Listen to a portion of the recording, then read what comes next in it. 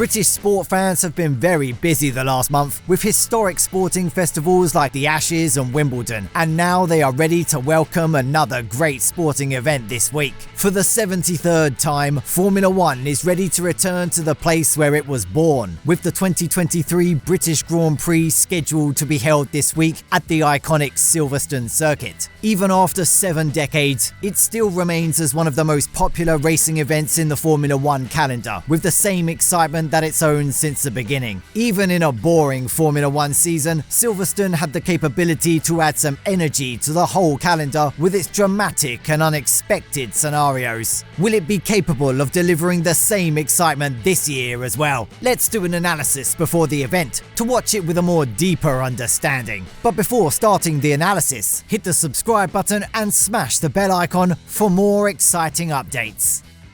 The British Grand Prix is held as a racing event covering a total length of 306.198 kilometers, and in order to cover this distance, drivers have to go 52 times around the track. The total length of the circuit is 5.891 kilometers. The British Grand Prix event was held initially in Brooklands and then moved to Silverstone in 1948. Despite many F1 teams being based in the United Kingdom, the Italian automobile manufacturer Ferrari is the most successful constructor of this venue by winning the iconic race 18 times. The most number of wins at this venue is recorded by the 7-time world champion Lewis Hamilton by winning his home race 8 times. The last few Grand Prix events have been affected by bad weather conditions, and there is a risk of it happening during the British Grand Prix as well. Even though the weekend is predicted to start with dry weather conditions, rain is set to arrive at Silverstone during the following 2 days. Friday will be a sunny day with a maximum temperature of around 25 degrees Celsius. However, drivers may experience relatively strong winds that can reach speeds of up to 40 kilometers per hour. The probability of getting rain is 0%.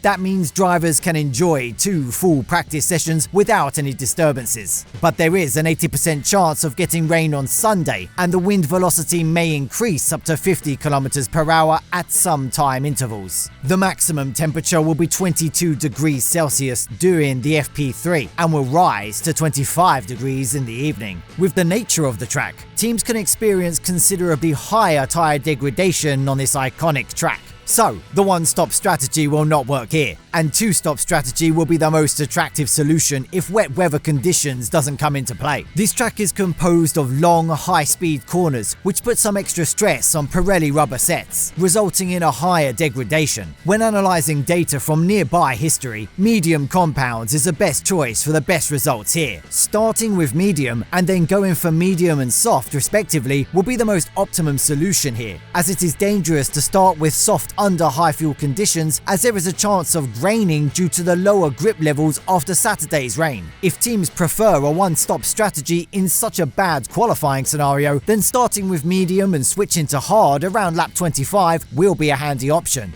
As usual, the clear favourite to win this iconic race is Max Verstappen, who is leading the Drivers' Championship by a giant margin to Sergio Perez, who is currently in 2nd place. Still, none of the rival challengers are capable of matching with the pace demonstrated by the RB19, used by the Dutchman to compete in his 8th F1 season. However, Ferrari showed a significant improvement during the race in Austria, and we observed that Verstappen was losing the race lead to Ferrari drivers a few times in that race. This is a critical point that Red Bull engineers should be paying attention to, as their team can be far better in this race at Silverstone. If Verstappen is capable of winning this race, it will be his 6th consecutive win of the season. Sergio Perez is the only one who gave a clear challenge to the current championship leader since the beginning, but no one is satisfied with his current form. After exceeding track limits 3 times in Austria, he was knocked out at the end of Q2 and had to start the race from the 15th position in the starting grid. However, he demonstrated a great recovery drive from P15 to P3 when he saw the checkered flag. If the Mexican can find this rhythm again at Silverstone, he will be the biggest threat to Verstappen to secure his 6th consecutive win. But we can't forget about Leclerc and Sainz, who were driving like beasts at the Red Bull ring. Both Red Bull and Ferrari are one step above Aston Martin and Mercedes when we are analysing the overall results of the race in Austria.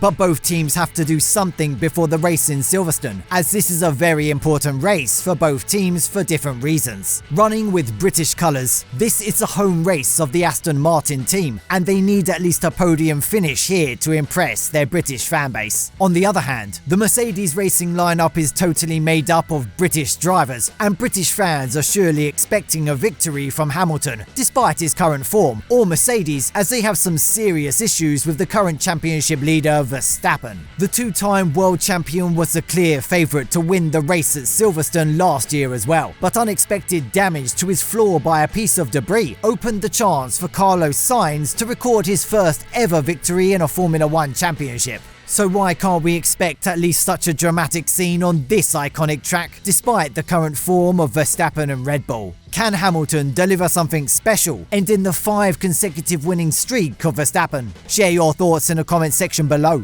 Thank you so much for watching the video. If you enjoyed the video, subscribe to the channel to get more exciting Formula 1 news. See you in the next video, guys. Goodbye.